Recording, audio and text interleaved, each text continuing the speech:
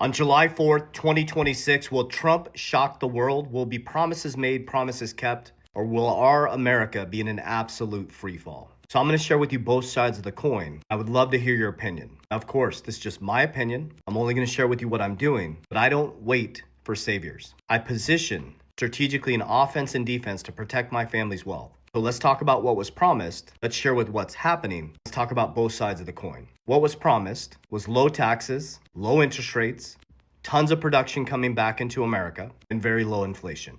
What we're experiencing is high interest rates, high inflation, gas prices, food prices, overvalued stock market, homes are unaffordable.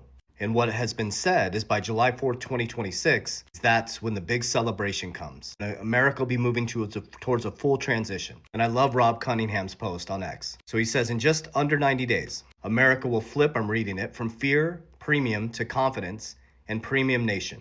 Peace over conflict, energy and shipping risk collapse. The Clarity Act, capital stops waiting and starts moving.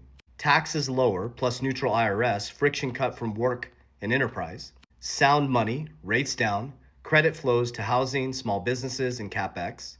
Lawful rails for digital assets, innovation becomes investable, no longer litigated. So today is April 22nd, 2026. We got about 2 months till July 4th. May, June, then we hit July 4th. So what are the facts, figures, numbers, logic that we're experiencing right now? And what's the effect on your economy? What we're currently experiencing is the Straits of Hormuz being shut down. Interest rates are stagnant and creeping up. There was zero private jobs created. Gas prices are through the roof. Americans have $1 trillion in credit card debt and now are stacking money on their credit card. And every single day the straits are closed down, add 3 days of damage to the economy. So either, and I'd love to hear your feedback here, is there's 3D chess being played behind the scenes. It's going to be a magical transformation over the next 60 days, or we need to prepare for an economy that is going to go into a recession. Those are the two truths. But one truth stands true. The middle class gets rocked either way. On one side, with high inflation, high interest rates, unaffordable houses, unaffordable groceries and gas, Americans fall off a cliff into a recession. On the other side, if they lower interest rates and print a ton of money, because most Americans don't even own stocks or equities or assets that beat inflation, your value of your dollar is going to go down. So either way, you lose as a middle class American.